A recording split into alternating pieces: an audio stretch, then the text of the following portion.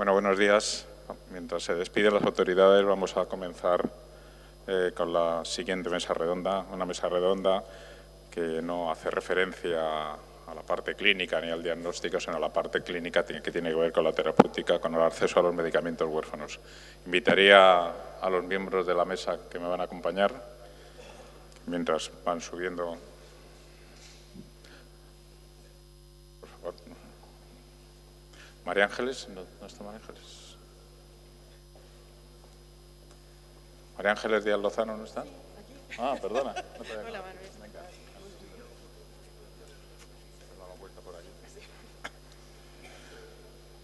Bueno, pues entonces vamos a hacer la introducción. Voy a hacerla muy breve, me vais a permitir que no haga currículum porque vamos ya con mucho retraso y me interesa cuanto antes entrar un poco en lo que es la materia de la mesa redonda. Me acompaña María Ángeles Díaz Lozano, que es presidenta de la Asociación Nacional del Síndrome de Ehlers-Danlos e Hiperelasitud y secretaria de Genes, con chaqueta verde para los de baja visibilidad. Luego está Beatriz Perales Zambrano, presidenta de la Asociación Española de Laboratorios de Medicamentos Huérfanos y Ultrahuérfanos, conocido como AELMU, y que actualmente también es directora de acceso al mercado y relaciones institucionales del laboratorio SOBI Iberia. Y por último, aquí físicamente me acompaña Jesús Cañabate Gea, que es el director general de Planificación, Farmacia e Investigación Sanitaria de la Comunidad Autónoma de la Región de Murcia.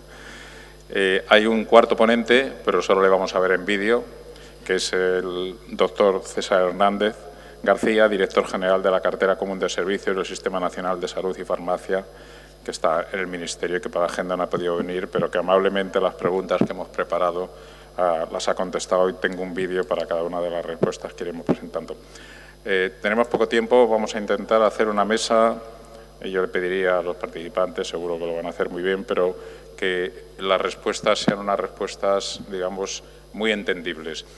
Tenemos que hacer frente a algo que parece muy simple, que haya medicamentos, los investigadores tienen que hacer medicamentos, investigar sobre medicamentos, también con la industria farmacéutica.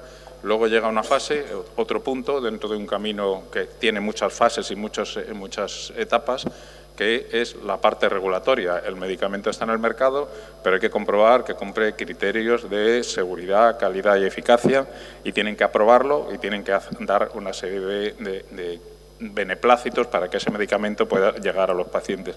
Y luego está el cómo llega a los pacientes. Esos tres puntos, que son puntos claves y que todo el mundo los entendemos como puntos muy simples, luego son complejísimos y no vamos a entrar a los detalles, pero sí va a haber algunas preguntas que van a intentar descifrar toda esa complejidad, a qué se debe y cuáles son las vías de solución. Y ese es el objetivo de esta mesa. Tenemos una primera pregunta que yo había establecido que tiene que ver con una información que existe en la web y que AELMU cuatrimestralmente la publica, que tiene que ver con cuál es el estado de acceso y de los medicamentos huérfanos en España a través de todos los procesos que sigue. Entonces, tenemos que reconocer que desde que César Hernández es director general del Ministerio de Sanidad han cambiado las cosas. Ayer mismo lo hablaba con Beatriz, que es verdad que han cambiado las cosas. César Hernández es una persona que lleva muchos años implicado en medicamentos huérfanos antes de llegar a ser director general. Es un profesional que está implicado en este tema desde la Agencia Española del Medicamento y Productos Sanitarios hace muchos años, también con todo el tema de la legislación europea, y está haciendo cosas muy interesantes, pero la situación no deja por eso de ser compleja. Y yo le preguntaba al director general, y vamos a ver ahora sus respuestas, si me ayudan la parte técnica, porque hay que cambiar el ordenador para poner los vídeos, no sé dónde está. ¿Puedes poner el ordenador? Pues le preguntaba al doctor César Hernández y me contestaba en un vídeo ¿por qué todavía seguimos con el mismo tiempo de demora desde que ya la Agencia Europea ha dicho que ese medicamento cumple los criterios que tiene que cumplir cualquier medicamento hasta que realmente llega a los pacientes? Entonces vamos a dar al 1. Entonces vamos a escuchar a ver qué nos cuenta. Hola, buen día a todos. Lo primero, pedir disculpas por no poder estar con vosotros en el Congreso. Me han mandado algunas preguntas y voy a contestarlas de la mejor manera posible. En cualquier caso, yo estoy a vuestra disposición siempre que lo necesitéis o queráis para tratar cualquier tema. La pregunta principal que siempre nos hacen es a propósito de los tiempos. Tengo que decir que los tiempos están bajando y han ido bajando y ahora estamos lejos de esos 2 años o 24 meses que se dice, estamos en torno al año. Hay una parte del tiempo que depende básicamente de que las compañías presenten propuestas que puedan ser evaluadas. Y hay otra parte que depende de los procedimientos que se siguen y de la dificultad que tenemos para estar cerca de una posición que sea acordada las compañías y la administración. En todo caso, como digo, los tiempos van bajando y tenemos en marcha un proceso legislativo de cambio de legislación que va a ser mucho más estricto con el tema de los tiempos y que va a buscar una cifra máxima de 180 días para tomar resoluciones, ya sean estas positivas o negativas. Bueno, si se ha escuchado bien, el doctor César Hernández primero dice que no son 24 meses, como yo le espetaba por la información que yo recibía de lo que está publicado, que no son 24 meses ese tiempo de demora, sino que se está reduciendo a 1 año. Luego habla de un proceso legislativo que quiere recortarlo a 180 días y habla que hay 2 puntos. En esas dificultades que hay entre medias hay como un punto que tiene que ver con el retraso de los laboratorios para presentar el expediente desde que Europa lo autoriza. Y luego hay una parte que tiene que ver con los procedimientos administrativos. Entonces, en ese punto me gustaría preguntar a la directora de AELMU, ¿tenemos información de ese tiempo que tardan los laboratorios en presentar? Porque si vamos a analizar todo, vamos a analizar todo. Las culpas de la Administración y las culpas. Los retrasos que se producen por un sitio y se producen por otro. ¿Tenemos información de ese retraso? Sí, a ver, buenos días a todos y sobre todo agradecer a ADGENES por contar con nosotros una vez más en su congreso y poder compartir con vosotras estas inquietudes y también los avances que a todos nos preocupan en el área de enfermedades raras. A ver, si hace un análisis desde la asociación bastante exhaustivo, qué es lo que pasa. Desde que tenemos la aprobación europea, recibimos aquí un código nacional, que es el código por el cual se identifica el medicamento. Como bien ha dicho César, a ver, nosotros el tiempo que tenemos ahora mismo estimado, que se hace un informe cuatrimestral, son de 24 meses. Es verdad que es una media, hay medicamentos que tardan más, otros que tardan menos, con lo cual quedaros con la media de 24 en conjunto.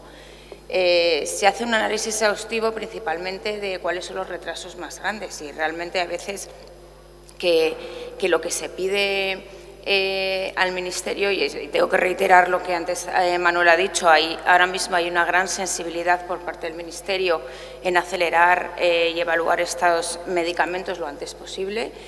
Todavía hay puntos que pulir, pero es verdad que lo que se pide desde la asociación es que haya un acceso acelerado de estos medicamentos, que no se espere muchas veces a ni siquiera tener código nacional, sino que se produzca por la gravedad de la enfermedad o porque no hay alternativas terapéuticas, un proceso donde se pueda dar acceso al medicamento y que los pacientes lo puedan utilizar. Es verdad que se está haciendo de cierta manera, pero no hay un proceso establecido en España, que es lo que se está pidiendo desde la asociación. Y como ha dicho César, tenemos en la asociación, se miden los tiempos y también las casuísticas. Y realmente las compañías farmacéuticas están deseando de presentar el requisito y la información para poder recibir la financiación del medicamento. Con lo cual, ahí hay cosas que tenemos que pulir con el Ministerio, existe cierta sensibilidad y lo que se pide desde la asociación es que se pueda hacer un proceso acelerado, que no se espere a tener el proceso oficial. Y luego otro tema importante que creo que mejoraría también el acceso y estos tiempos es el que se haga un procedimiento específico para la evaluación de estos medicamentos. ¿Qué nos pasa dentro del análisis que se hace? Incluso en la investigación, nosotros tenemos dificultades para encontrar pacientes. Son enfermedades, como bien sabéis, poco frecuentes. Existen redes de información cada vez mejores y mayores y además no solamente a nivel nacional, sino también a nivel europeo, pero necesitamos que se entienda cuáles son las características de estas enfermedades y de los medicamentos en sí para tratar estas enfermedades. Hay baja incidencia, no conocemos muchas veces en el corto plazo cuál es el resultado o cómo va a evolucionar la enfermedad. Muchas de nosotros tenemos aprobaciones condicionales y esto requiere que se mire de una forma distinta y no se evalúe como un medicamento normal. Eso también facilitaría el acortar los tiempos de acceso de los medicamentos. Muchas gracias. En cualquier caso, a mí sí me gustaría que pudierais incorporar, valorarlo y poder incorporar información, como es cuatrimestral, sabemos el número de medicamentos, los medicamentos que se han aprobado en ese periodo, el poder tener un diagrama que diga esto es lo que ha tardado el laboratorio en presentar y esto es lo que tarda la Administración. Si eso se hiciera individual, probablemente aportaría bastante información para que podamos entender realmente no solamente un tiempo medio, sino... Porque, bueno, con los tiempos medios también, si empezamos a hablar de estadística, no sabemos si es la mediana, la media, pero no vamos a entrar en ese tema en debate con este aforo, que yo creo que lo que le interesa es si va a llegar el medicamento temprano o no va a llegar el medicamento temprano. Simplemente como una sugerencia para que lo valoréis. No sé si quieres tú hacer alguna valoración sobre este tema. Bueno, yo quería decir dos cosas. La primera es que sean 12 meses o sean 24 es un tiempo inasumible para los pacientes, para los que están sufriendo una enfermedad, que en algunos casos cuando vienen a administrarse el medicamento o se llega tarde o porque el paciente ya no está, o las consecuencias de que la enfermedad haya avanzado tanto pues son realmente desgarradoras. Entonces, sea de la forma que sea pues a través de, como decía Beatriz, de un proceso acelerado o de negociar los precios con las farmacéuticas de una forma más rápida. No sé cuál es la vía, pero sí que creo que es esencial que estos tiempos se acorten más todavía. 180 días me parece ya tiempo, pero bueno, sería algo como bastante más asumible. Tenemos en este tipo de escalonamientos, que a mí siempre me gusta de manera didáctica exponer, sabemos que la Comisión Europea hace un tipo de aprobación, España hace otro tipo de aprobación, pero luego al final el medicamento, la orden de dispensarlo lo da un médico en un hospital de nuestro país y dentro de una comunidad, dada la división que tenemos nosotros por comunidades autónomas. Y tenemos la sensación, ya también un poco como usuario, que muchas veces se producen retrasos incluso en ese último escalón. Se producen retrasos o se producen incluso, que la palabra puede sonar así malsonante, inequidades con respecto entre unas comunidades y otras. El director general de esta comunidad, la que tenemos, y tenemos la oportunidad de tener un director general de una comunidad autónoma, porque lo que me decía el director general del Ministerio es que una vez que el Ministerio pone precios y libera el medicamento, todas las comunidades tienen que hacer lo mismo. El que lo hagan o no lo hagan igual es muy diferente. Entonces, la pregunta, ¿tenemos datos de ese punto? En Murcia, evidentemente, no voy a pedir datos de Andalucía ni de otra comunidad, pero... Ahora, nada, primero buenos días. Gracias por la invitación a esta mesa y a este congreso, como siempre, con DGN, con la Federación, con FEDER, y y a todos los presentes. Decir, lógicamente, que lo que nosotros dentro de la comunidad autónoma tenemos un circuito para acelerar en lo posible cuando un medicamento. Hay que diferenciar simplemente si el medicamento aprobado por voy a decir palabras para los que conozcan las siglas, que es la Agencia Europea del Medicamento, la EMA, que desde, que estamos en Europa, ya no es la agencia española la que determina, lo hacen desde allí. Una vez que esto se aprueba y ya se ha decidido y ha pasado, por decirlo de alguna forma, a la Comisión Interministerial de Precios, puede haber dos tipos de medicamento, en este caso, para medicamentos huérfanos, para enfermedades raras. Medicamento autorizado y comercializado, pero no financiado, y medicamentos sin financiación. Es decir, se han aprobado, están visto buenos, se les ha dado el concepto de seguridad, pero no. ¿Qué hacemos en nuestra comunidad? Yo no puedo hablar por las demás. En nuestra comunidad, ¿qué hacemos cuando tenemos el problema de ese medicamento autorizado, pero no financiado? Pues tenemos una comisión regional, de forma que cuando llega el medicamento, está disponible para el hospital y lo necesita determinado servicio o especialista, lo que tiene que hacer es solicitarlo. Oye, no está financiado, estamos hablando de que el paciente pueda disponer de él, ¿no? O los que sean. y eso se transmita por vía muy rápida. Nosotros en la Comisión Regional tenemos 4 reuniones presenciales y en esa Comisión Regional están representados todos los servicios importantes para esta enfermedad, servicios clínicos de los hospitales fundamentales, así como servicios de farmacia, jefes de servicio, etcétera. Y están representados también las personas idóneas a nivel técnico para determinar. En esa comisión se determina la idoneidad por la cuestión clínica, por las circunstancias de premura de ese paciente que necesitaba tomarlo. Y entonces lo único que se necesita en estos casos es enviar rápidamente a la Agencia del Medicamento, la AEMS, Agencia Española de Medicamentos y Productos, y si da el visto bueno, automáticamente ya dispone el servicio hospitalario, en este caso, para aplicar el tratamiento. Eso es así. No suele ser muy tardío porque en estas reuniones de la comisión las hacemos de forma telemática. No esperamos a reunirnos presencialmente y tenemos con cierta frecuencia medicamentos así. Otra cosa es que ha habido casos de medicamentos que se nos ha dicho directamente del Ministerio, por eso yo quería que se pronunciaran también desde el Ministerio de Sanidad, y eso específicamente no se puede utilizar, así de claro. Este medicamento no se. En esos casos la autoridad es la que envía en este caso y la que manda, y hay situaciones en que no, pero se supone que para ninguna comunidad autónoma. Y esa es la única limitación. ¿Por qué? Porque hayan descubierto un problema comunicado con la EMA de tipo de seguridad o el tema de eficacia clínica, cualquier asunto o de posicionamiento que no tengan claro. Pero en líneas generales sí se aprueba este medicamento cuando se ve la situación del paciente o los pacientes y se envía. Solemos respetar muchísimo la investigación de ese medicamento, la autorización y lo que dicen los clínicos, porque los clínicos, los médicos, no se arriesgan por las buenas, tienen ya buena documentación sobre este asunto. Es un poco lo que hacemos en nuestra comunidad, pero no sabemos respecto a la equidad cómo se hace en otras. Hay comunidades que no tienen comisión y tienen que decidirlo directamente desde la Agencia del Medicamento en Madrid. Me gustaría también sugerir, igual que antes he sugerido a él, una propuesta de proporcionar información que se pudiera transmitir al Consejo Interterritorial de Salud, que hubiera indicadores, no solamente de descripción de procesos, sino que hubiera indicadores de esos tiempos.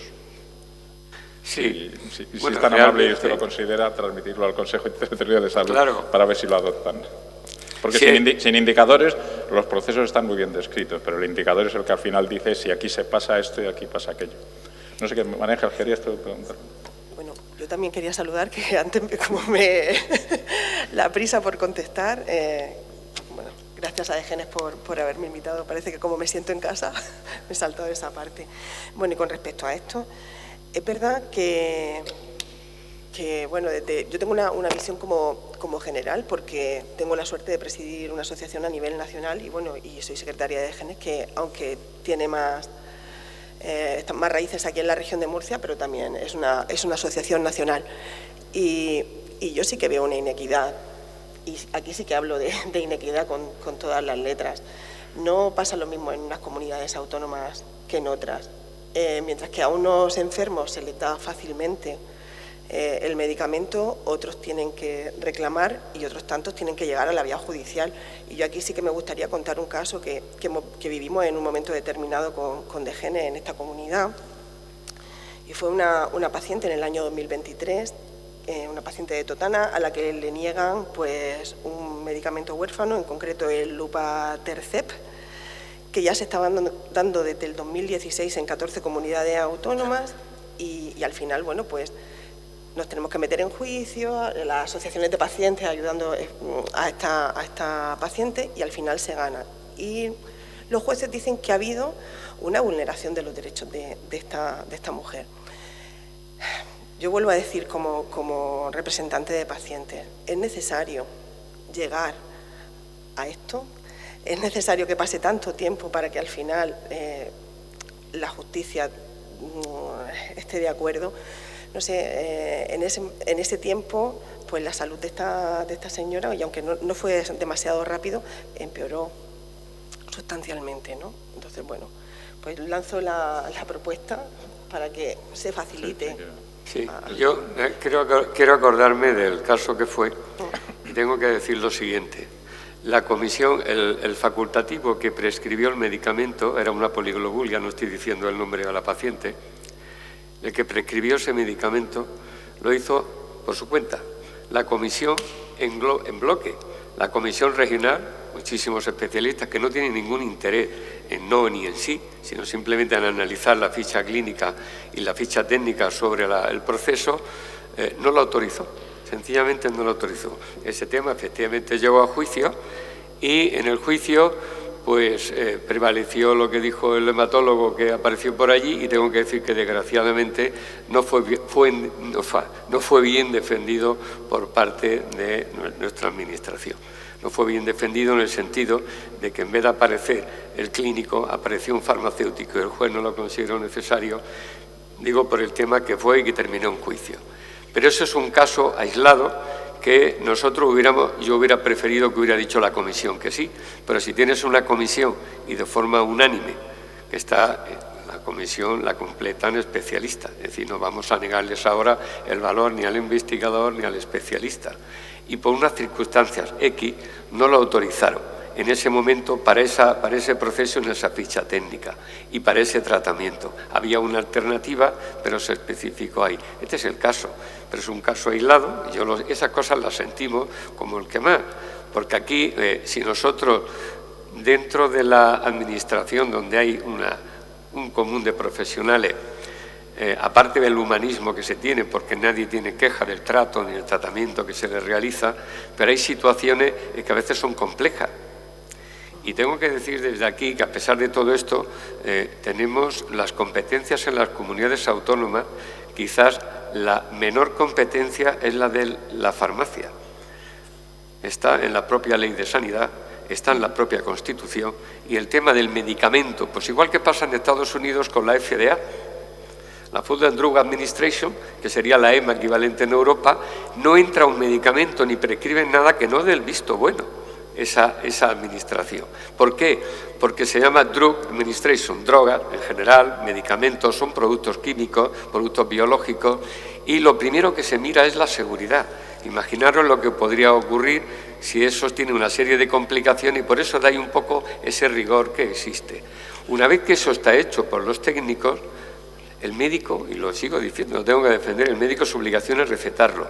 En este caso, el médico lo consideró en este hospital de Lorca, para la paciente de Totana, pero la comisión dijo no, y yo, cuando dice unánimemente, tenemos el acta de este caso, por eso no podíamos darlo, en contra de una comisión de 25 personas, que representaban todos los hospitales de Murcia. Eso es un poco casos que desgraciadamente ocurre y que nos hubiera gustado que no hubiera habido que llegar a juicio, que se hubiera resuelto directamente. Eso es un poco, y sentimos mucho lo que pasó, claro, lógicamente. Bueno, no es un caso tan aislado, o sea, no digo en Murcia, pero es algo que se da en otros tantos sitios. Bueno, pero en cualquier caso, hombre, los casos aislados o no tan aislados, porque no son tan aislados, director general, tenemos constancia de que ha habido, no en Murcia, sino en otras regiones, que han habido denuncias por no prescripción o no autorización para suministrar un medicamento y que el Tribunal Supremo incluso ha sentenciado, el Tribunal Supremo, ya no hablo de tribunales autonómicos o nacionales, ha sentenciado con frases muy importantes, sentencias que van a crear jurisprudencia en el futuro y que sería muy negativo para la sociedad en general que se llegara a esta situación de lucha de los pacientes, las organizaciones contra las administraciones defendiéndose porque no han llevado al mejor ponente allí. Yo creo que ese no es el camino. De hecho, el propio director general en algún vídeo va a decir que ese no es el camino, no refiriéndose a juicios. Pero yo lo he apuntado que primero, que no son casos aislados, sino son casos que están empezando y que están empezando a generar jurisprudencia y que hay que tener un poquito de perspectiva en esa situación para no incurrir en una pelea que no conduce a nada socialmente. Simplemente lo digo, pero no me refiero solamente a Murcia, me refiero en general porque no conozco todos los casos y todos los detalles. Vamos a intentar avanzar porque si no, cada pregunta daría para toda una mesa redonda. Una de las cosas que le planteaba en las preguntas y que también están sobre la mesa y la tienen el resto de los participantes que están aquí presentes era el tema de por qué tras la aprobación de la Agencia Europea del Medicamento, tenía que haber como una segunda evaluación sobre la efectividad, sobre la calidad, en el proceso de la negociación de precios. Ya lo hemos aprobado, antes decía el consejero, la FDA, la EMA son iguales, pero es que ese paso ya lo hemos pasado, ya estamos en otro paso, estamos ya en España. Y en España, de repente, intervienen una serie de comisiones, no voy a dar nombres nombres de comisiones, no de personas, para no incurrir en nada, pero parece como que hubiera otra evolución, incluso hay unos documentos por ahí, que tampoco voy a citar su acrónimo, que es muy famoso entre los expertos en este tema, que le vienen a decir al médico, más allá de lo que ha dicho la Agencia Europea del Medicamento, lo que tiene que hacer o no tiene que hacer, y eso influye en la negociación de precios. Entonces vamos a escuchar, si queréis, primero al director general y luego damos paso a vosotros. Me pones el 3. Bueno, en ese planteamiento, lo que nosotros podemos decir es que en el marco de la Agencia Europea del Medicamento, lógicamente ahí realmente lo que ofrece, en este caso la EMA, incluye aspectos de eficacia, ¿verdad?, y de seguridad en el medicamento. Pero luego cada Estado, una vez que la EMA lo ha aprobado, tiene que valorar las condiciones de precio, financiación, coste, impacto económico, presupuestario, etcétera. Entonces, ahí es donde está quizás esa diferencia, que yo creo que ya nos lo ha dicho don César Hernández, que está modificando de alguna forma precisamente eso. Lo que nos diferencia es ese retraso que se ha producido y que además lo asumimos y lo sentimos igual, porque nosotros estamos en Murcia, en esta comunidad, otros estarán en Aragón, y sentimos cuando un medicamento ya aprobado no se aplica directamente o en poco tiempo. Pero en todos los estados se produce el proceso de análisis de impacto económico en su cartera, en su presupuesto. No en todos, pero bueno, si no en todo, en la mayoría. Hay una gran diferencia en los países nuestros del norte. Yo lo he dicho varias veces y lo voy a decir aquí exactamente igual. Aquí el Ministerio, nuestro Sistema Nacional de Salud, paga íntegramente los medicamentos. No hay aportación por parte del paciente. En Alemania, en Francia, en Bélgica, en Holanda, no sigo de más países, tienen un sistema de seguridad social muy similar al que teníamos nosotros hace muchísimos años, en el cual tienen que pagar un 20% en unos casos, un 25% en otros. Esa aportación del paciente hace que se aligere de alguna forma la carga de aporte por parte del servicio público, ¿no? Esa es una diferencia notable que hay que tener en cuenta, con lo cual, para pacientes en estos países tienen que disponer de dinero en mano para poder pagar algunos medicamentos. Aquí no. Aquí esos medicamentos vienen de uso diagnóstico hospitalario y se aplican a los pacientes sin coste alguno a su bolsillo, tengan la cuestión económica que tenga cada familia. Aquí en ese aspecto está cubierto. Eso diferencia un poco, por eso, la negociación que se hace en el Ministerio, y no con esto que lo esté defendiendo, estoy subrayando los datos como son, ¿no? Es decir, a mí me gustaría que fuera mucho más rápido, y de hecho van a cambiar algunas cosas para que sea más rápido, pero eso es lo que ha hecho que se retrase en esa negociación. La EMA pone calidad, eficacia y seguridad, los estados ponen impacto económico y cómo afecta a esa negociación para aplicar según el número de pacientes. Eso es. Vamos a ver qué nos dicen el doctor César Hernández con este tema. Una cosa que siempre se pregunta ¿es necesario hacer una negociación de precio toda vez que la Agencia Europea ya ha dictaminado que tal medicamento se puede aprobar? Bueno, la respuesta es muy sencilla. Podemos afrontar tener un precio, simplemente aceptar el que pide el laboratorio. Yo tengo que decir que no es raro, no digo que sea la generalidad, pero no es raro que por una terapia génica pues las compañías pidan 2-3 millones de euros. Simplemente quiero llevar la reflexión a la gente: si nosotros multiplicamos 2-3 millones de euros por cada uno de los 3,5 millones de personas que tienen una enfermedad rara, sin contar que también hay que tratar otro tipo de enfermedades, estaríamos hablando de cifras por encima de los 1.200 millones de millones, cosa que está muy alejado del dinero que se gasta para toda la sanidad, que son 100.000 millones de euros, o del dinero que se gasta en medicamentos, que son entre 24 y 25 millones de euros. Por lo tanto, sí que hace falta negociar con las compañías cuál es el precio de un medicamento, y, bueno, lo que no hay que discutir con las compañías es si ese medicamento está autorizado bien o mal, porque eso efectivamente ya lo ha hecho la EMA. Pero sí es necesario tener una negociación de precio, porque comprarlo al precio que las compañías proponen sería sencillamente inviable. Bueno, tengo que decir que le volví a contestar cuando escuché el vídeo y le dije, no me has contestado lo que te pregunto, ¿se revalúan o no se revalúan? Más allá de la negociación de precios. Y me dijo, no se revalúan, se hace una evaluación comparada. Luego hay un proceso de evaluación.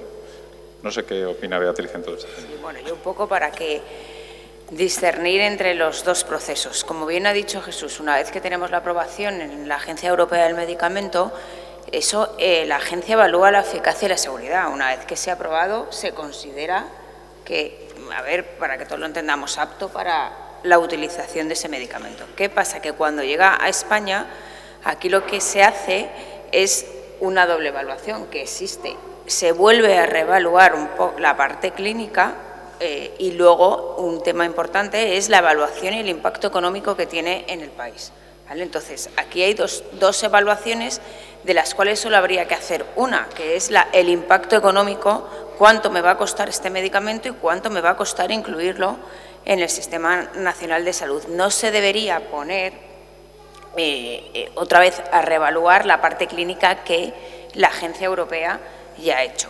Es verdad, y antes Manuel no lo ha querido mencionar, que existe como una especie de informe de posicionamiento terapéutico que se llama, cuando un medicamento es nuevo y llega a España, que los clínicos lo posicionan y vuelven a reevaluar el valor del medicamento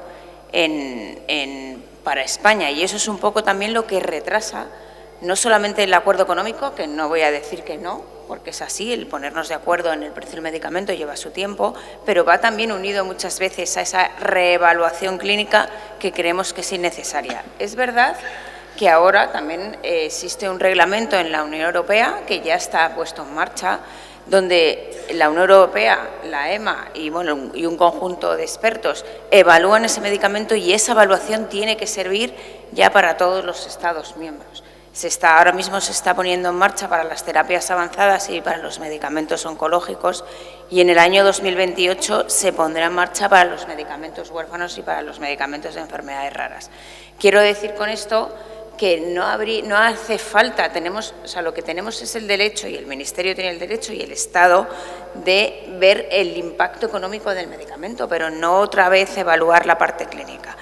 César dice evaluaciones comparativas. Bueno, muchas veces hay medicamentos que son competencia o que ya están autorizados para una indicación y a lo mejor el medicamento que se aprueba es mejor o tiene peores datos de eficacia. Eso también se evalúa, pero no debería retrasar el procedimiento.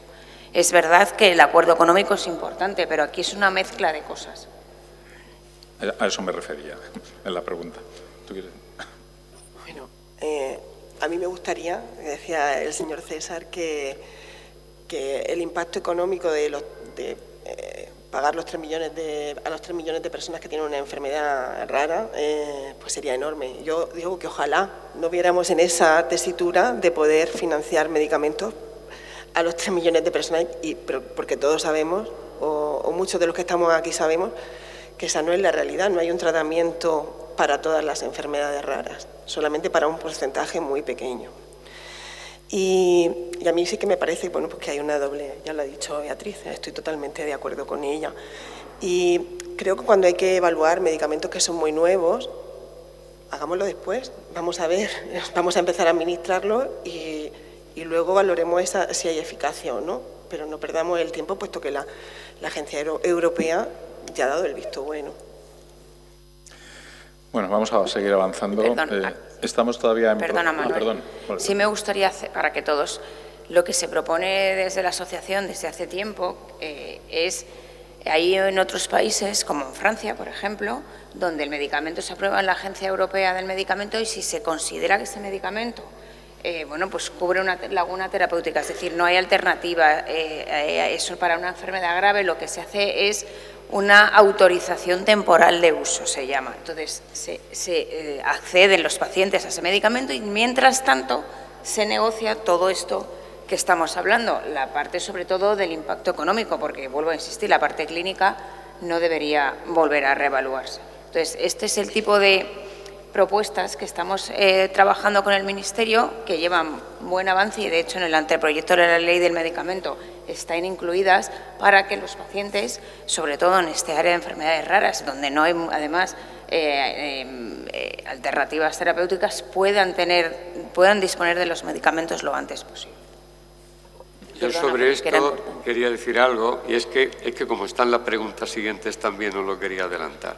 Pero hay programas que conocéis, que son los Valtermed, por ejemplo, programas para medicamentos huérfanos, y que tienen una serie de protocolos en los cuales ya hay medidas alternativas de financiación, por ejemplo, que tienen que ver con los resultados. Mire usted, le vamos a pagar hasta aquí y si en este tiempo no ha habido resultados, dejamos de pagarle o tiene que haber un reembolso. Es decir, esto existe, se está haciendo en determinados medicamentos y luego lo quería dejar para cuando hubiera la pregunta.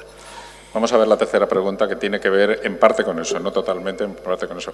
Para introducir esta pregunta quiero explicar también a la audiencia, porque es un tema complejo, reconozco que incluso para mí también es un tema muy complejo, el hecho de que hasta ahora hemos hablado de los medicamentos que aprueba la Agencia Europea del Medicamento y que aprueba el Ministerio. Por lo tanto, son medicamentos dispensables, tienen precio, bueno, los que tienen precio, hay aprobaciones sin precio, pero vamos a ponernos en el lugar de los más positivos. Pero hay otra serie de medicamentos que tienen la autorización de la Agencia Europea del Medicamento, tienen algún plazo desde el punto de vista del Ministerio, pero no tienen realmente, a lo mejor, no son dispensados por el sistema público de salud. Entonces, existe un reglamento de medicación en situaciones especiales para las cuales muchos pacientes acceden a ese tipo de medicamentos, donde se mezclan muchas cosas en ese reglamento, pero se accede a él sin tener realmente, digamos, puestas todas las autorizaciones. Y lo que pasa con ese reglamento, que es del 2009 y que se está ahora intentando modificar, es que de alguna manera está ocurriendo que se está utilizando en algunos casos, o esa es la acusación velada que hacen a veces desde el Ministerio, que se está utilizando como un formato para introducir ensayos clínicos y hacen diferentes afirmaciones. Entonces, le preguntábamos a César este tema y luego vamos a dar la oportunidad. Bueno, nos dejan aquí, a ver cómo hacemos esto, porque el vídeo 4.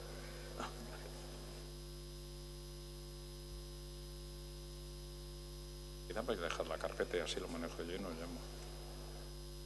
No, es el 4. Este es el próximo, el anterior. ¿Usted qué sabe cuál es? El 4, este. Hay un bloque de preguntas sobre la actualización legislativa. Lo que está en marcha es prácticamente en Europa y en España una puesta a plano de toda la legislación farmacéutica. En Europa, a través del paquete farmacéutico, pero también dos leyes que están ahora mismo en desarrollo, que es el Acta de Medicamentos Críticos y el Acta de Biotecnología, y en España con la Ley de los Medicamentos y los Productos Sanitarios, el Real Decreto de Evaluación de Tecnologías Sanitarias, el Real Decreto de Precio y Financiación de Medicamentos.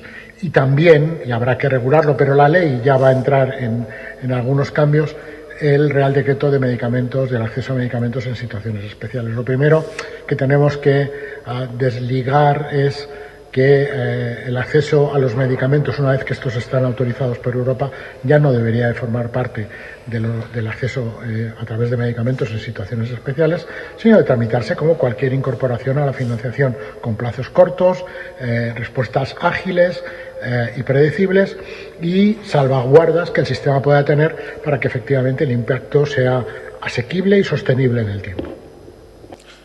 Yo creo que lo que dice suena muy bien, pero me gustaría ver las opiniones del resto de los participantes. Bueno, yo hoy, si queréis, puedo indicar algo. Primero, que se sepa esto que se comenta sobre esa normativa para medicamentos especiales, situaciones especiales, que tiene 3 o 4 variantes. Son como salida, subterfugios, para adelantar y saltarse un poquito esa espera que tenemos a veces sobre medicamentos huérfanos. Uno de ellos es el uso compasivo. ¿Y cómo se utiliza el uso compasivo? Se utiliza a través de ensayos clínicos o un medicamento que está en experimentación.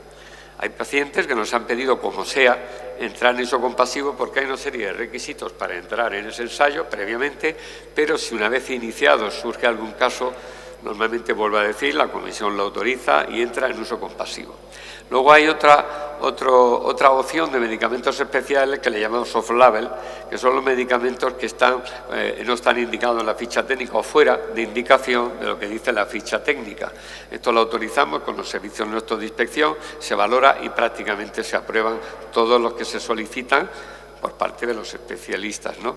Luego hay otro que son la medicación europea, medicación que tenemos casos anecdóticos, hay algún medicamento para una enfermedad transmisible que es española y la compramos a través de Sudamérica. O sea, cosas de estas cosas también pueden pasar, ¿vale? Algunos medicamentos raros que también lo tramitamos y lo tenemos, y es paradójico por eso, porque se podía autorizar, pero hemos tenido que esperar por esa vía porque tardaba mucho en autorizarse a nivel nacional. En fin, en ejemplo, lo que acaba de decir don César Hernández, el director general, es que teniendo en cuenta la nueva ley del medicamento que se tiene que aprobar, teniendo en cuenta la lista de tecnologías sanitarias que se va a incluir también los medicamentos, van a intentar que no sea necesario la ley, el decreto sobre situaciones especiales.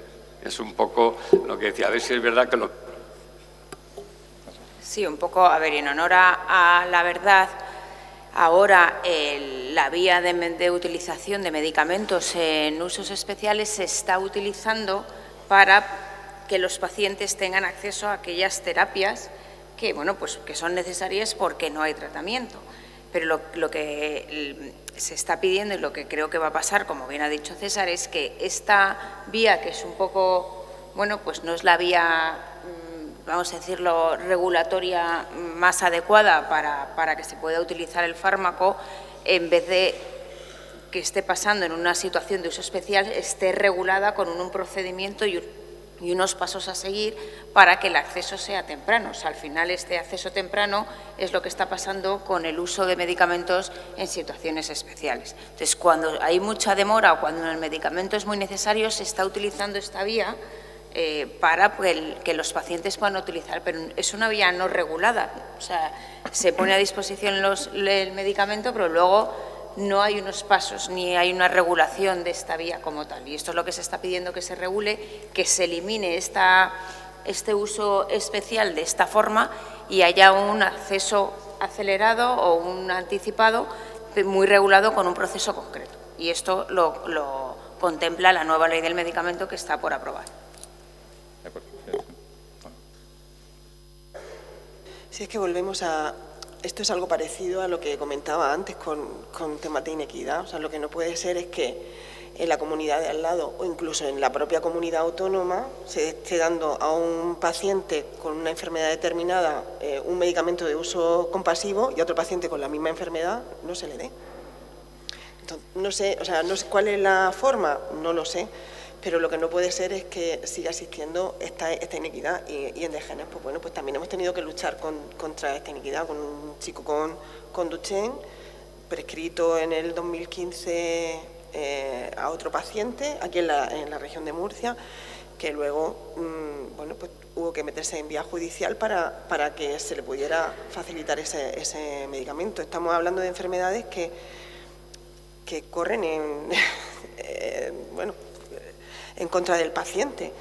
Y bueno, algún paciente más ha habido aquí en Murcia, pero es que si lo comparamos con que en la comunidad valenciana se está dando ese medicamento y aquí con la misma enfermedad no, ni los pacientes ni las asociaciones de pacientes podemos entender esto. ¿Cuál es la forma? Bueno,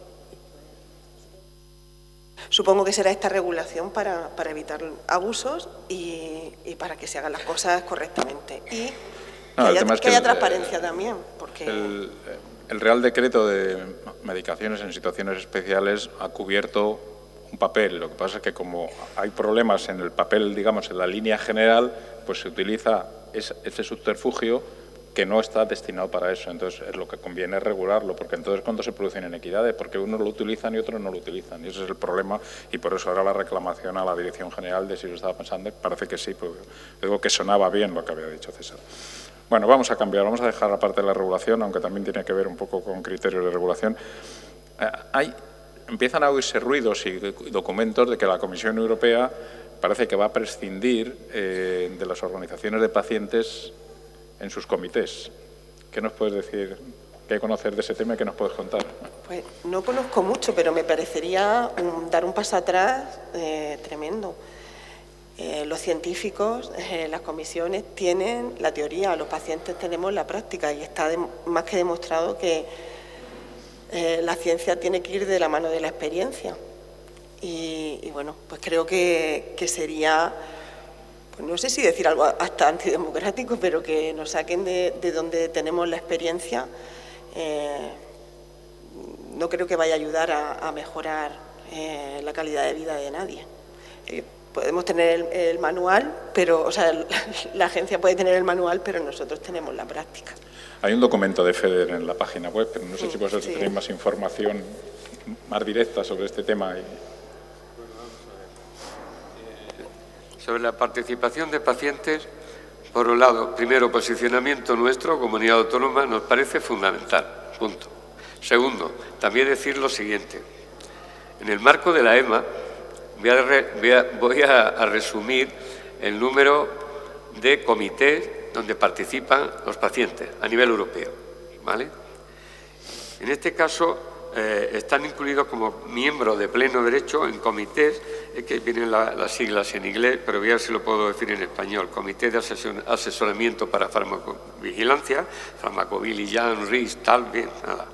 El comité para el avance en las terapias, comité para los productos y medicamentos huérfanos y el comité pediátrico. Estos son comités en los que se participa a nivel europeo. La participación es consultiva y no decisoria. Entonces, ¿dónde está el punto? Porque aparte hay otra, que esta sí es importante porque es donde se decide en Europa luego la autorización de los medicamentos, que es el Comité Medical Products for Humans, o sea, la medicación de productos humanos, ¿no?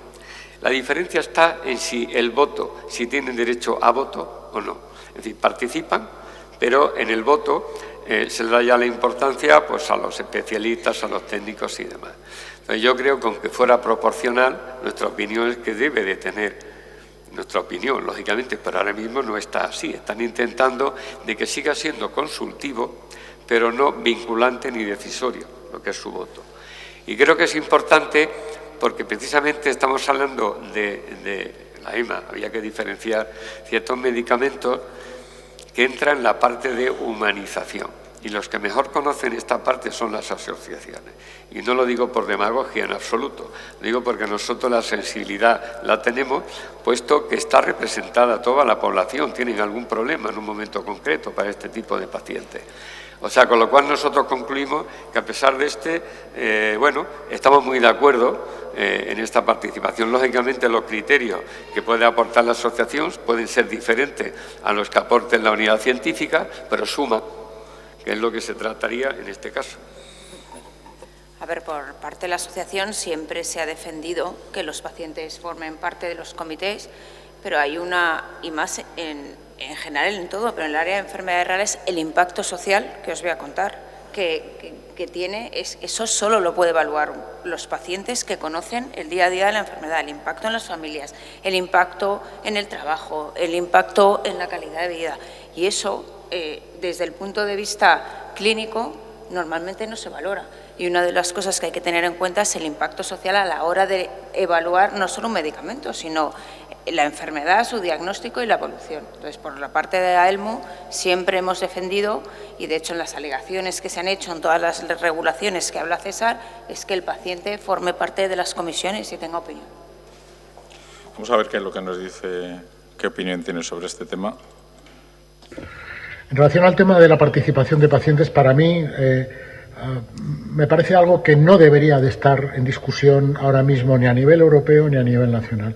La participación de los pacientes no solamente ayuda, sino que enriquece enormemente el proceso. Y yo creo que tenemos que incorporarlos en todos los procesos. se ha hablado de incorporarlos en los procesos de decisión, de evaluación, pero no de decisión. Yo creo que hay que incorporar pacientes en todos los puntos donde esa representación puede aportar algo y, desde luego, desde mi punto de vista, aporta en todos y cada una de las decisiones que se toman. Bueno, parece que hay un acuerdo unánime, que eso no suele ser muy frecuente en nuestro país.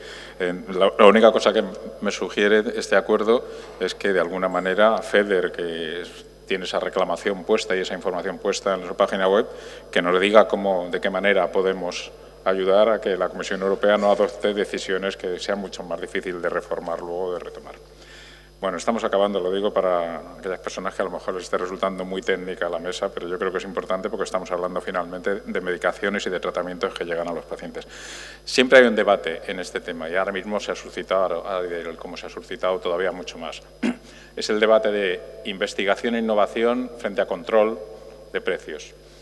¿Qué opináis con ese tema? Porque al final, si abrimos la puerta a la investigación y a la innovación, de alguna manera el precio va a subir por alguna vía. Hasta que no se abarate con el tiempo, el primer impacto es que sube el precio.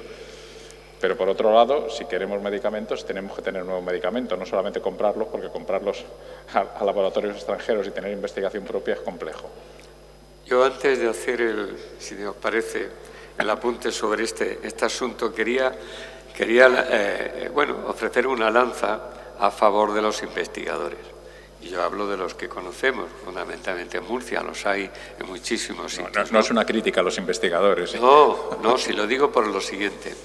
Hay investigadores que tenemos que tener en cuenta. Hay algunos van a presentar una mesa aquí, trabajo con los peces cebra, aplicación directa de medicamentos, etcétera. Hay otros que no se nota tan a corto plazo el resultado de algún medicamento. Ten en cuenta que ellos están investigando. A veces sale, funciona y otras veces no.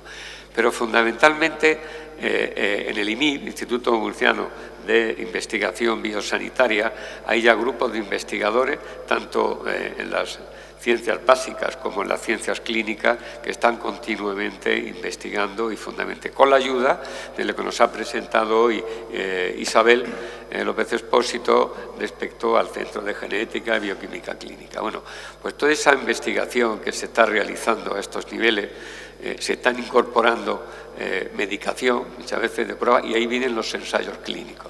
Así que tenemos que distinguir los ensayos clínicos que vienen financiados o la aplicación de medicamentos por la industria, que se llaman comerciales, y ahora ya en esto me refiero incluso a los CAR-T, de aquella aplicación de medicamentos biológicos que se llaman académicos. O sea, ya se está investigando por el propio clínico, investigador, oncólogo, internista o cirujano, medicamentos para aplicación de tipo, vuelvo a decir lo mismo, es decir, son académicos en cuanto que nos puede mejorar y abaratar el precio, que tiene mucho que ver con todo el tema de financiación y de sostenibilidad. El futuro que tenemos en adelante es un futuro esperanzador, porque va sumando todo, incluida la inteligencia artificial, la aplicación de los investigadores, la motivación de los investigadores, que hasta ahora el clínico no tenía tiempo de investigar, etc. Todo eso suma. Pero lo que no podemos olvidar es que se necesita una combinación, y eso sí es de acuerdo, entre la aportación o financiación público-privada. Ese es el punto en que ahora se está trabajando bastante, tanto a nivel ministerial, el Instituto de Carlos III, en la comunidad autónoma, esa financiación público-privada, esa solución de buscar formas de financiación, que lo tenemos nosotros definido como una financiación con unas condiciones que aporten tanto la entidad privada como la pública, y en esa sinergia que se puedan financiar esas cosas que hasta ahora no se podían financiar. Básicamente, estos son un poco sin hablar de las líneas de futuro, ¿no? Bueno, yo cuando vi la pregunta, creo que no hay duda. O sea, la investigación es necesaria, sí o sí, y más en este área que solo disponemos de un 6% de los tratamientos. Lo que hay que trabajar es cómo esta innovación llega lo antes posible al paciente. Ese es el kit de la cuestión. Investigación hay, y además me gusta compartir con vosotros cifras muy positivas en el área de enfermedades raras. La investigación en el área de enfermedades raras ha crecido en los últimos años de forma casi exponencial. El 23% de los ensayos clínicos generales, o sea, a nivel general, se dedican solo a investigar enfermedades raras. Ha crecido un 10% el número de ensayos clínicos en España en el área de enfermedades raras. Cada vez hay más pacientes que participan en el desarrollo de los ensayos clínicos y de los medicamentos, lo cual, o sea, lo que tenemos que hacer es, con todo esto que viene, con este foco principal que hay en la investigación del área de enfermedades raras, cómo hacemos que todo esto, o sea, el paciente tenga el acceso lo antes posible a toda esta investigación y a todos estos fármacos lo antes posible. A mí sí me gustaría compartir datos para que también llevemos una parte positiva. Este año se han autorizado 14 medicamentos huérfanos hasta la fecha, que eso es una cifra bastante positiva. También quiero decir que el compromiso de la industria, nosotros somos una asociación que somos 26 compañías farmacéuticas que nos dedicamos solo y exclusivamente a la investigación y el desarrollo de medicamentos en el área de enfermedades raras. No hay distorsión, es nuestra asignatura todos los días. Y aquí me gustaría decir también que esta financiación de los medicamentos huérfanos en el completo general es un 67% de financiación en este país, que también es una cifra que va teniendo, bueno, pues cierta positividad y cierta alegría. Y también os quiero decir que antes hablaba Jesús de ciertos controles económicos o como queráis llamarlo, pero el 100% de los medicamentos que se han autorizado, todos tienen un control económico o un control de gasto, tanto sea volumen en ventas, ya sea un techo de gasto de pacientes. O sea, quiero deciros que hay un compromiso por parte de las compañías farmacéuticas y también un diálogo con el Ministerio y con las instituciones para que estos medicamentos se autoricen, con lo cual investigación sí, pero trabajemos todos en a ver cómo llega la investigación lo antes posible al paciente. Bueno, esto es casi que de perogrullo. Tenemos investigadores excelentes, muy buen talento médico, familias que están dispuestas a que se pruebe con ellas. ¿Qué necesitamos? Economía. A mí me parece muy bien lo que se está proponiendo de la financiación público-privada, pero tenemos que fomentar las empresas privadas e industria a que se puedan desgravar si hacen este tipo de cosas. Y esto se tiene que hacer desde el Gobierno. Y luego a mí me surge una duda, que hay algunos investigadores, y esto me puede corregir aquí en la sala uno de ellos si me equivoco, que hacen reposicionamiento de medicamentos, ¿vale? Y de repente pues descubren un medicamento que ya está en el mercado, que no es caro, que sirve para una enfermedad diferente para la que está prescrito. Pues hay que esperar otro año y pico hasta que se apruebe ese medicamento para la nueva enfermedad. No se puede acortar esos plazos y además eso no es caro. Quiero decir que es un medicamento que ya tenemos. Lanzo esta pregunta también a la mesa. No, de todas maneras, vamos a ver qué dice César Hernández con respecto a esto. Otro aspecto relevante, nosotros con el acceso a los medicamentos realmente estamos traccionando de un sistema que al final tiene la investigación detrás, tiene la fabricación y tiene que tener la sostenibilidad. Al final, el círculo virtuoso es que exista acceso a los medicamentos, que este acceso sea sostenible y que además tire o traccione de esos otros elementos que podríamos no tenerlos y al mismo tiempo tener acceso a los medicamentos. Nadie obliga a hacer investigación, nadie obliga a que un medicamento se fabrique en un territorio y los pacientes podrían tener acceso, pero nosotros además queremos que la investigación se haga aquí porque enriquece el tejido de conocimiento y productivo del país, queremos que se fabrique aquí en la medida que sea posible, queremos que haya acceso temprano y ágil y queremos que eso sea sostenible. Yo creo que esto, que a veces son conceptos que se han contrapuestos, es perfectamente posible el juntarlos en uno solo y hacer un ecosistema que haga que todo ello funcione de una manera razonable. Bueno, si estuviera aquí le diría que ahora le pongo el ejemplo que hace una semana la FDA, la que antes mencionaba, ha aprobado, agencia reguladora, ha aprobado una terapia génica con un solo caso. Ni ensayos clínicos, nada, con un solo caso, abriendo la puerta, y hay un caso en el New England, el caso está publicado en el New England de esta semana, diciendo que a partir de ahora se abre la espita de que con un solo caso para terapia génica podamos hacer una aprobación de una agencia reguladora. Yo me refería, eso es el balance entre innovar. El problema de eso es quién paga todo eso. Exacto. ¿Quién paga todo eso? Esa es la pregunta. Sí, eso que esa es la dificultad, pero innovación claramente es lo que acaba de hacer la FDA. Los laboratorios que han puesto la terapia génica en manos de la FDA para que lo pueda regular. Yo sobre el tema de precisamente de los laboratorios, que son los que la mayoría de los que fabrican, innovan y demás, cuando se dice quién paga eso, tengo que decir que sobre esto hay contratos de riesgo compartido entre laboratorios y la Administración. Ese riesgo compartido tiene que ver con esto que decíamos, de que si hay resultados en la fase que se establece, en la fase experimental y la siguiente, porque estén todavía en una especie de situación experimental, pues se deja de pagar, si no va, y si funciona, recibe el dinero correspondiente. Discúlpame, pero ha habido un paso previo antes para llegar a esos acuerdos, que es que una agencia lo ha aprobado. Aquí estamos hablando de aprobar agencias sin el clásica fase 3, ni siquiera fase 2. Ya, con sí, un caso, es un salto gigante.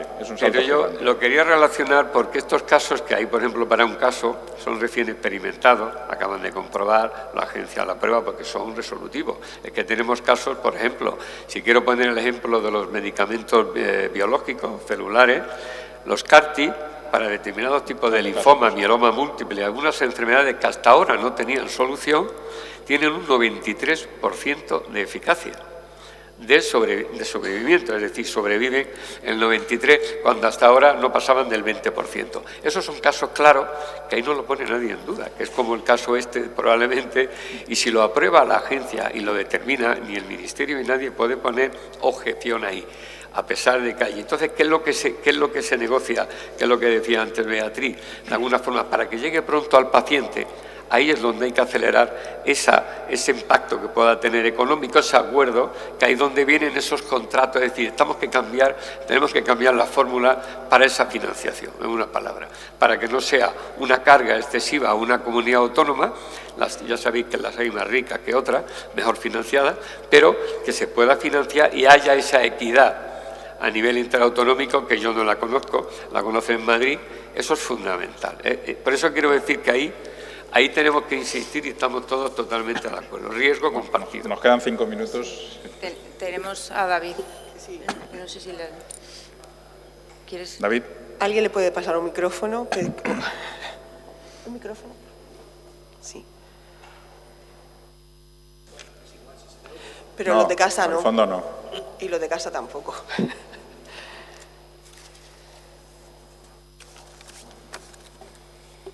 Aquí, en la primera fila. Allí. Sí.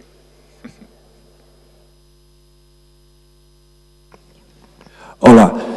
No, simplemente quería, respecto de lo que estáis hablando, creo que es incuestionable lo de la investigación y lo de la innovación, pero creo que ya está bien también siempre de hablar de carga para el sistema económico.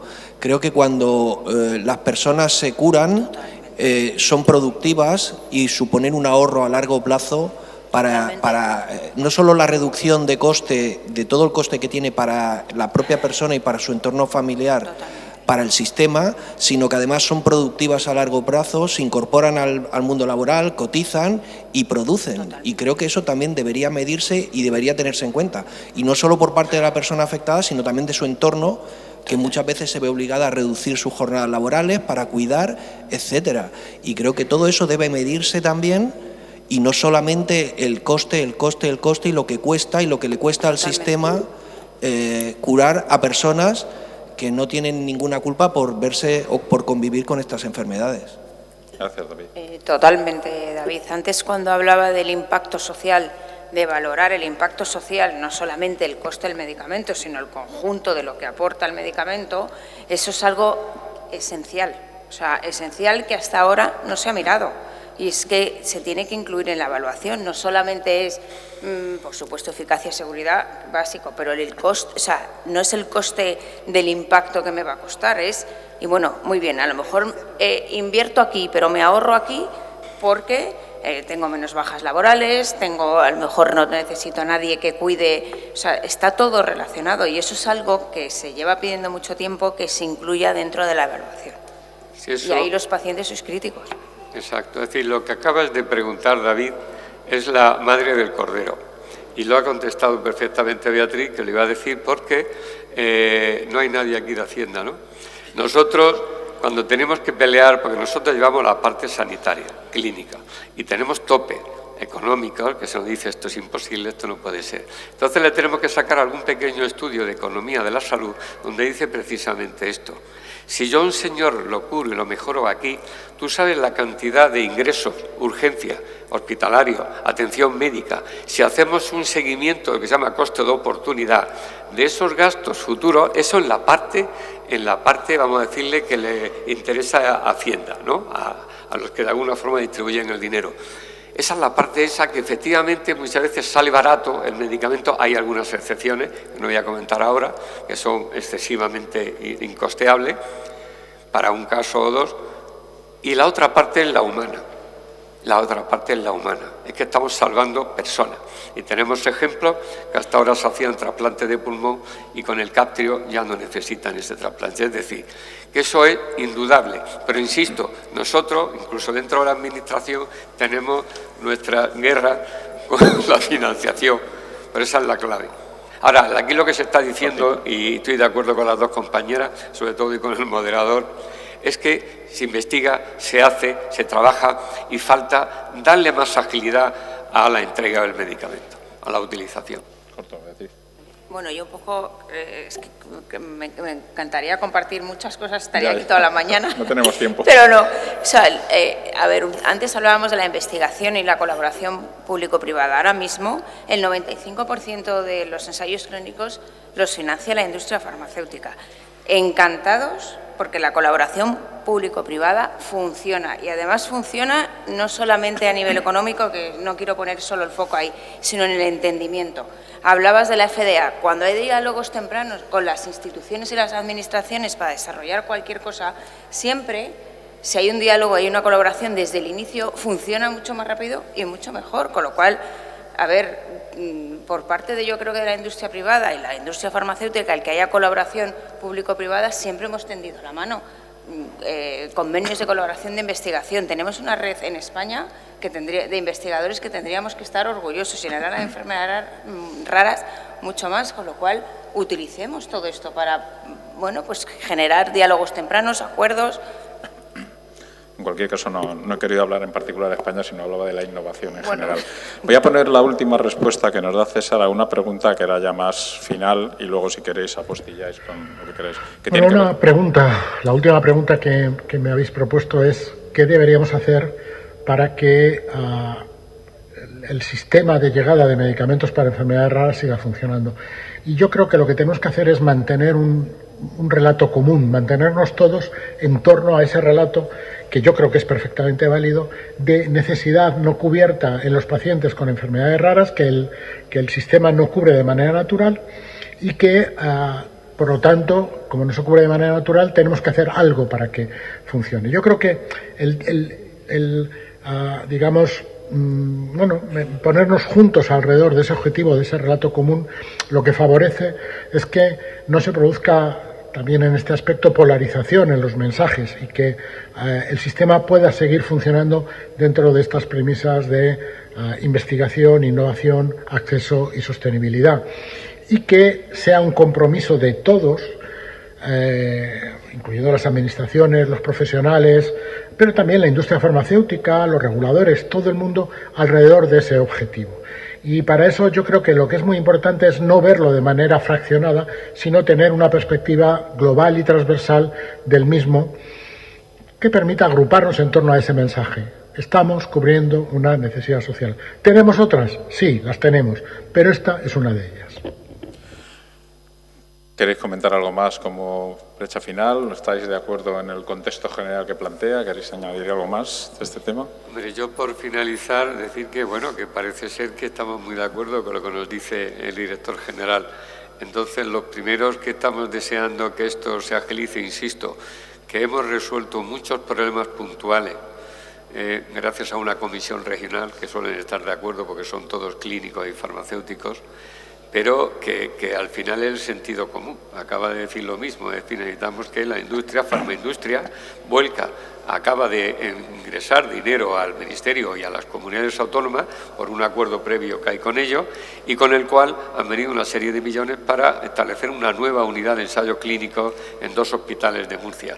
Estaba la Risaca y ahora están en el Hospital Reina Sofía y Morales Meseguer. Esas 2 unidades clínicas aumentan el 100% la posibilidad de ensayo clínico. Y volvemos a la misma rueda, ¿no?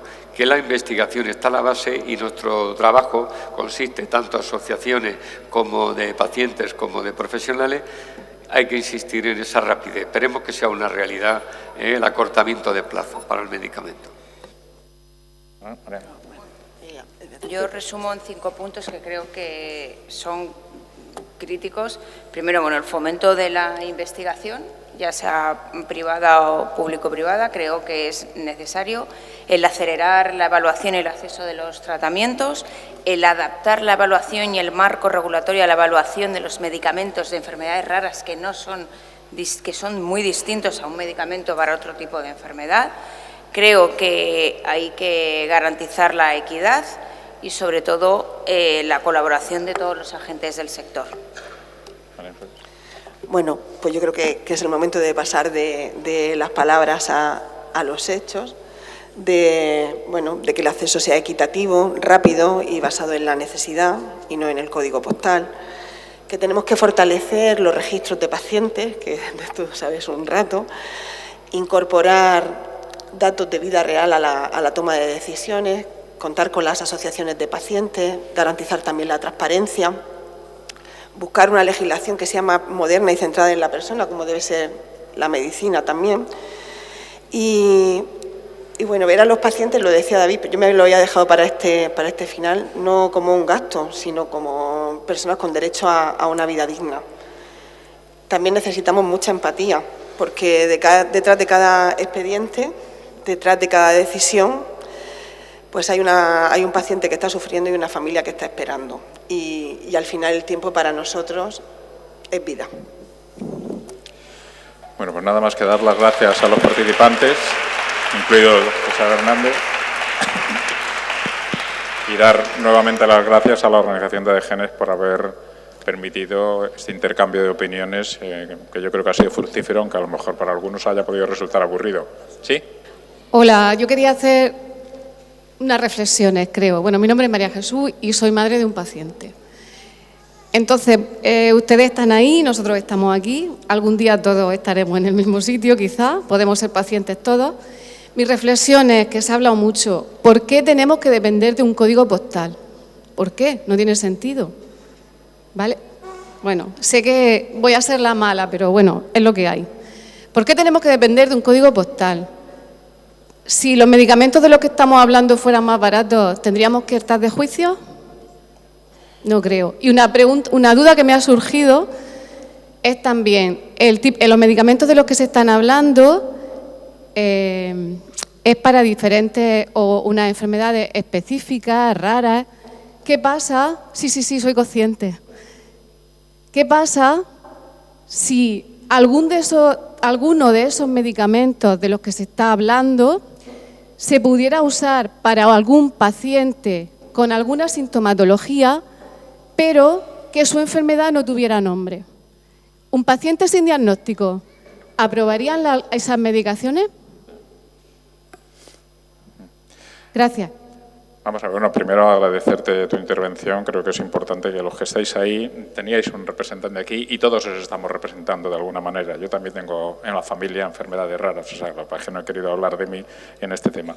Vamos a ver, con lo último es muy fácil, eso se hace. Otra cosa es el caso concreto que tú estás preguntando, pero eso se hace. Las personas que no tienen diagnóstico no significa que no puedan tener algún tratamiento para alguno de los síntomas que tienen dentro del arsenal que tenemos de medicaciones, que evidentemente si no tenemos diagnóstico no podemos ir a la causa, podemos ir a los síntomas, pero no a la causa. Y en ese caso, por poner un ejemplo para que el resto de la gente nos siga, si un caso sin diagnóstico tiene epilepsia, pues se le trata con antiepilépticos, no es que se le deje sin tratamiento porque no tenga diagnóstico. Es verdad que seguramente te está refiriendo a algo más complejo, pero bueno, lo podemos hablar luego. Y luego, con respecto a lo que decías, yo creo que de alguna manera el ambiente que ha habido en la mesa es que estamos todos en el mismo sitio, pero que en esa línea que yo decía al principio hay muchos escalones que son muy complejos y que tienen que ver con regulaciones que hay que cambiar. y que hay que adaptar con el paso del tiempo a la situación que se nos plantea.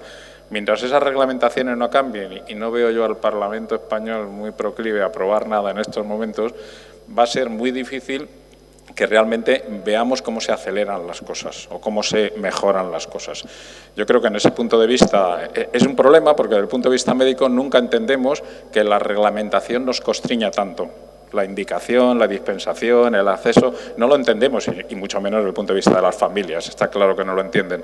Pero hemos tratado de mostraros esas dificultades que cada posicionamiento tiene la industria, las administraciones y las organizaciones de pacientes para poder tratar ese tema. No te podemos contestar otra cosa. Estamos en el camino, pero soluciones mágicas no tenemos. Pero ahora, si quieres, en particular hablamos del caso concreto que dices. Bueno, pues muchas gracias a todos y creo que es el descanso ahora, ¿no, Juan?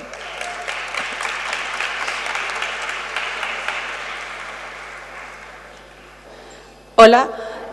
A las 12 en punto aquí para retomar la siguiente mesa, ¿vale? Tienen ahora un pequeño break en la entrada. Gracias. Sí, díganlo de los autores de los pósteres pueden acercarse a... Y otra cosa, los autores de los pósteres que se acerquen a la zona donde están ubicados. Gracias.